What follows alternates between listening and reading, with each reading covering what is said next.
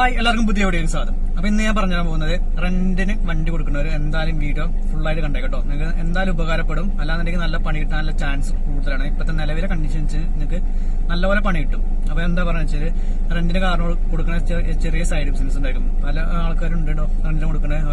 വീട്ടിൽ ചിലപ്പോൾ 2 വണ്ടിയോ 3 വണ്ടിയൊക്കെ ഉണ്ടാകുന്ന സമയത്ത് റെന്റിന് കൊടുക്കാറുണ്ട്.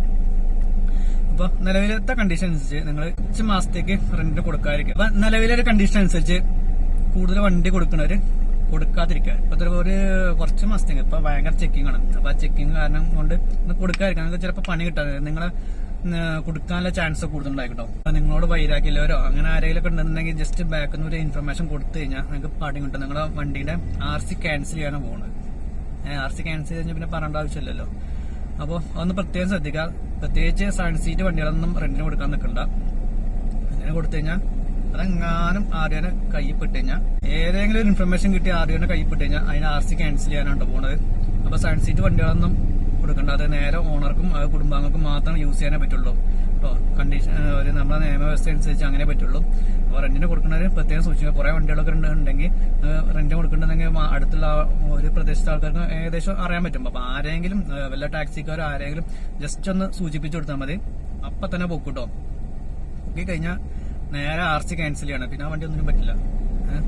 അപ്പൊ അതിനുള്ള പണി നോക്കണ്ട. അപ്പൊ റെന്റിന് കൊടുക്കുന്നവരുണ്ടെങ്കിൽ അത്രയും വേണ്ടപ്പെട്ടവരുണ്ടെന്നുണ്ടെങ്കിൽ അത്രയും അറിയുന്ന ഒരു ആളുണ്ടെന്നുണ്ടെങ്കിൽ മാത്രം റെന്റിന് കൊടുക്കാം. റെന്റ് കൊടുക്കാൻ അതൊരു നിയമപരമല്ല. നമ്മളുടെ ഒരു നിയമം അനുസരിച്ചാണ് കൊടുക്കാൻ പറ്റില്ല. എന്നാലും ഇഷ്ടം പോലെ ആൾക്കാർ റെന്റിന് കൊടുക്കുന്നുണ്ട്. അപ്പൊ കുറെ വണ്ടികൾ ഉണ്ടെന്നുണ്ടെങ്കിൽ ചിലപ്പോൾ നിങ്ങൾക്ക് പണി കിട്ടാൻ ചാൻസ്. ആരെങ്കിലും കൊടുത്താൽ മതി. അപ്പൊ നിങ്ങളോട് എന്തെങ്കിലും ചെറിയ എന്തെങ്കിലും വൈരാഗ്യം ഉണ്ടെങ്കിൽ ജസ്റ്റ് ഒന്ന് സൂചിപ്പിച്ചു കൊടുത്താൽ മതി. അപ്പൊ തന്നെ എംബിഡിയും ഇറങ്ങിയ എംബിഡിയും പോലീസും കൂടിയാണ് കേട്ടോ നേരത്തിൽ ചെക്കിങ് നല്ലപോലെ ചെക്കിങ് നടത്തുന്നുണ്ട്. അപ്പൊ ഇൻഷുറൻസ്, പൊല്യൂഷൻ ടെസ്റ്റ് ഇതൊക്കെ കറക്റ്റായിട്ട് ഉണ്ടോന്ന് ചെക്ക് ചെയ്തിട്ട് വണ്ടി ഇറക്കാൻ. അല്ലാതെ നല്ലപോലെ ഫൈൻ ഇട്ടുണ്ട്. അപ്പൊ ഇതൊന്ന് ശ്രദ്ധിച്ചേക്കാം. റെന്റിന് കൊടുക്കുന്നവരും പ്രത്യേകം ശ്രദ്ധിച്ചേക്കാം.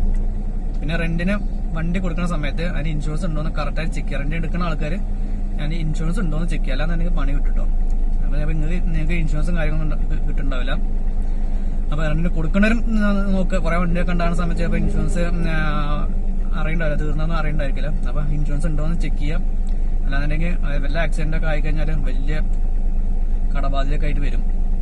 അപ്പൊ റെന്റ് കൊടുക്കുന്നവര് പ്രത്യേകം ശ്രദ്ധിക്കുക. ഒരു കുറച്ച് കാലത്തേക്ക് റെന്റ് കൊടുക്കാതിരിക്കുക. കൂടുതൽ വണ്ടികൾ ഉണ്ടെങ്കിൽ റെന്റ് കൊടുക്കാതിരിക്കുക. പിന്നെ അപ്പൊ ഈ വീഡിയോ അറിയാത്തവരുണ്ടെങ്കിൽ ജസ്റ്റ് ഒന്ന് ഷെയർ ചെയ്ത് കേട്ടോ. അപ്പൊ എന്തായാലും ഉപകാരപ്പെടും. എന്തായാലും വണ്ടി RC ക്യാൻസൽ ചെയ്യേണ്ട ആവശ്യം ഇല്ലല്ലോ. അപ്പൊ കുറച്ച് കാലത്തേക്ക് ഈ ഒരു ചൂടാറിനെ വരെ ഉള്ളൂ. അതുവരെ കൊടുക്കാതിരിക്കാം. ലീഗലാണ് ബിസിനസ്, എന്നാലും കൊടുക്കാതിരിക്കാം. നമ്മുടെ നാട്ടില് ജീവിച്ചു പോകുന്നുണ്ടെങ്കിൽ കാര്യങ്ങൾ ചെയ്യണം. പറഞ്ഞിട്ട് കാര്യമില്ല. വീഡിയോ ഇഷ്ടപ്പെട്ടെങ്കിൽ ലൈക്ക് ചെയ്യാൻ മറക്കരുത്. അപ്പം സബ്സ്ക്രൈബ് മറക്കരുത്. മറ്റു വീണ്ടും കാണാം.